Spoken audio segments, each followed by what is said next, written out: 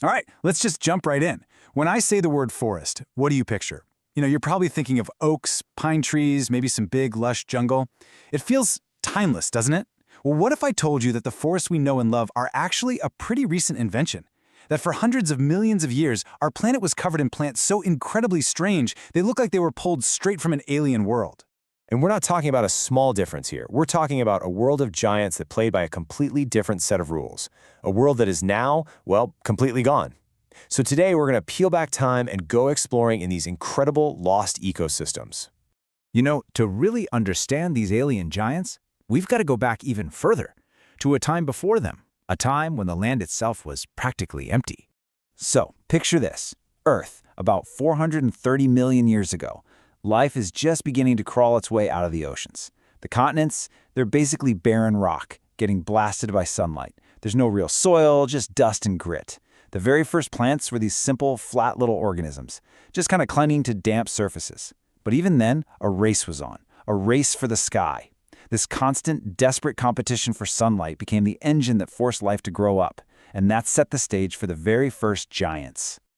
Okay, so as we move into the Devonian period, around 400 million years ago, this race to get taller gets really weird. Yeah, plants are getting bigger, but some of the first things to truly dominate the landscape, they weren't what you'd expect at all. This timeline really gives you a sense of the mind-boggling scale we're dealing with. The jump from simple ground cover in the Silurian to the full-blown age of giants in the Carboniferous, that took tens of millions of years. And smack in the middle, you've got the Devonian, which was this just truly bizarre transitional phase. Seriously, imagine you could walk through this early world. The biggest things you'd see aren't trees. They're these massive, totally leafless, branchless pillars, just stretching up towards the sky. What on earth were they? And to put that into perspective, 8 meters is as tall as a 2-story building. In a world where most other plants were barely a few feet high, these things would have been absolutely monumental, like strange, silent monuments scattered across the land. And here's the big reveal. This organism, Prototaxites, was most likely a giant fungus. Yep, not a plant, a fungus. Scientists are still debating exactly what it was, because its internal structure is unlike anything alive today. It's one of paleobotany's greatest mysteries. Just think about that. For a time, a fungus was the largest living thing on land. Now, as strange as Prototaxites was, it was really just the opening act. The main event was the Carboniferous period. This is when Earth basically became one giant super humid swamp, and life was amplified to a degree that is just unbelievable. So meet the star of this show, Lepidodendron, better known as the scale tree. These things grew over 30 meters, that's 100 feet tall. But they weren't trees like we think of them.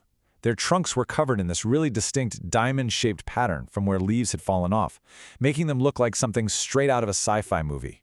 And this comparison really shows you just how alien they were. A modern oak has a strong woody core for support, right? Well, a scale tree got all its strength from its bark. An oak grows slow and can live for centuries. A scale tree shot up incredibly fast, reproduced with spores instead of seeds, and then died young. It was this perfect live fast, die young strategy, totally suited for a constantly changing swamp.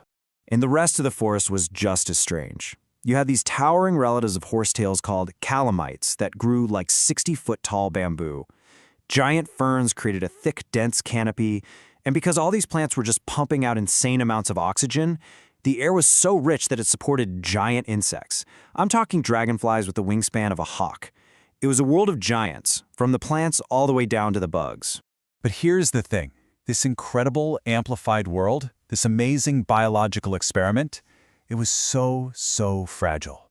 The very conditions that allowed these giants to get so big were also their greatest weakness. What ultimately did them in was geology itself. As the continents all drifted together to form the supercontinent Pangaea, global climate patterns were just thrown into chaos. The planet got a whole lot drier, and those vast, humid swamps that these giants absolutely depended on, they started to disappear. It wasn't an overnight thing. It was a slow, creeping catastrophe. The world dried out, the swamp-loving giants began to decline, and then, around 252 million years ago, the planet was hit by the Permian-Triassic extinction. This was the single worst mass extinction in the history of Earth, and it wiped out most of the life that was left. After that collapse, it took millions of years for ecosystems to even begin to recover. And when they finally did, the world looked completely different. The age of the spore-bearing giants was over, and a new kind of plant life was about to take over the entire planet. First up were the gymnosperms, conifers and their relatives, which were much better at handling the new, drier world. But the real game changer was the evolution of angiosperms, flowering plants. See, flowers and fruits were brilliant new technologies.